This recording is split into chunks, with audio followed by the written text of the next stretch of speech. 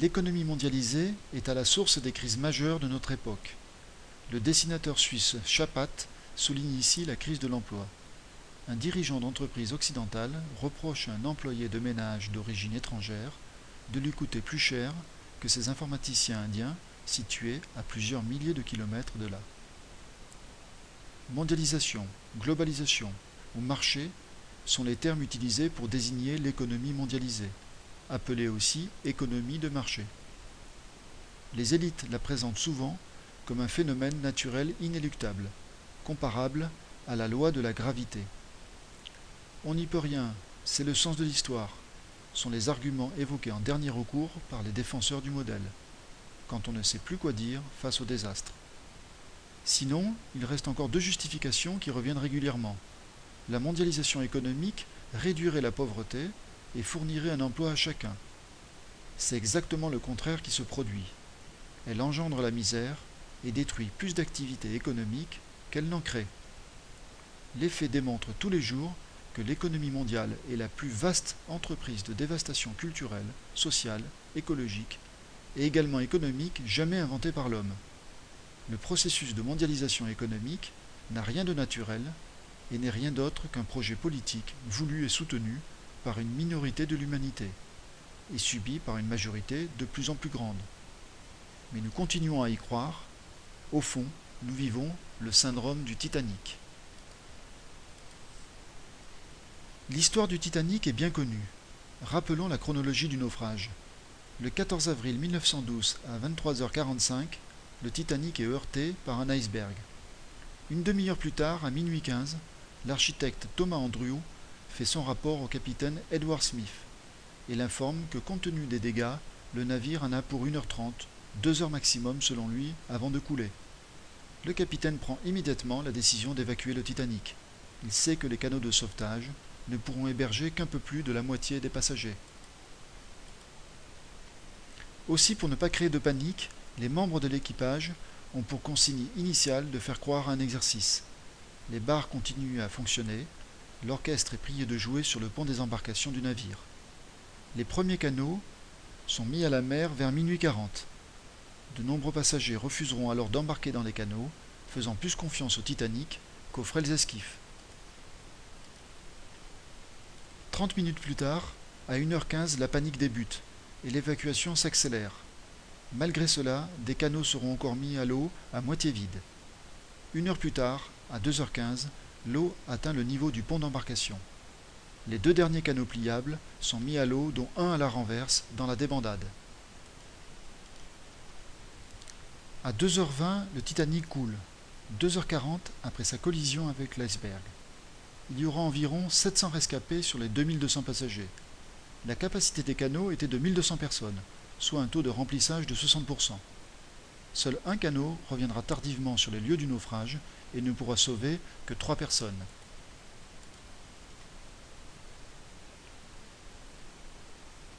Nous sommes actuellement sur le Titanic. Notre Titanic, c'est l'économie mondiale. Celle-ci est en dépôt de bilan avéré, et elle sombrera inévitablement. Deux questions se posent. Combien de temps avant que l'économie mondiale ne se soit totalement effondrée? Est-ce qu'elle entraînera dans sa chute l'humanité et une grande partie des espèces vivantes? Sur la première question, il est difficile d'apporter une réponse. L'architecte Edward Smith avait donné 1h30, 2 heures au Titanic. Son pronostic était un peu pessimiste mais assez juste. Le Titanic a surnagé 2h40. Mais cette question présente finalement peu d'intérêt. La question essentielle est de savoir si nous survivrons à l'effondrement de l'économie mondiale. Les responsables du Titanic savaient que le bateau allait couler. Sans rien enlever au courage des héros qui se sont employés à sauver une partie des passagers, le bilan de la catastrophe démontre clairement que le naufrage a mal été géré. La responsabilité en incombe aux dirigeants du navire, masquant la gravité et les conséquences de la collision, de peur que la panique s'installe. Mais la catastrophe a fini par être visible par tous et la panique a eu lieu, décuplée compte tenu de l'avancement du naufrage. Les passagers rescapés portent également une bonne part du bilan humain désastreux, en refusant après le naufrage de revenir sur les lieux du drame pour remplir les canots et sauver peut-être 500 personnes de plus.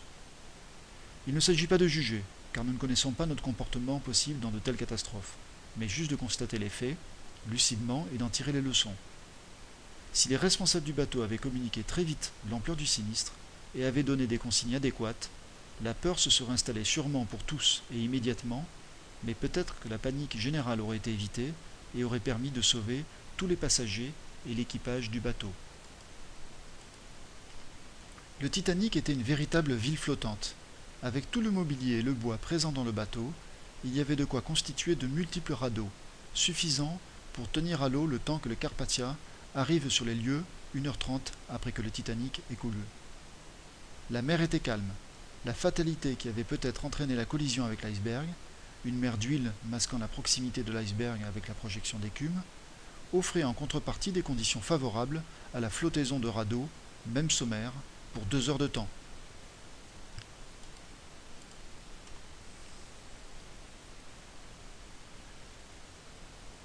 Nous pouvons continuer à croire dans la mondialisation économique, dans la croissance sans fin et rester sur notre Titanic. Nous pouvons aussi rejoindre dès à présent les petits canaux. Ils représentent les petites économies locales, traditionnelles, à dimension humaine, seules à même d'assurer notre survie tout en préservant notre fragile écosystème. Malheureusement, c'est encore majoritairement le contraire qui se produit. Notre Titanic de la mondialisation économique brille tellement de mille feux que non seulement les personnes dépendantes de l'économie mondiale s'accrochent à leurs rêves de confort factice, mais également l'ensemble des petites économies de la planète, attirées par ce mirage brillant, à travers notamment la publicité, les médias et l'école, veulent à tout prix rejoindre le paquebot mondial en train de couler. Leurs ressources participent ainsi à prolonger artificiellement une économie intenable.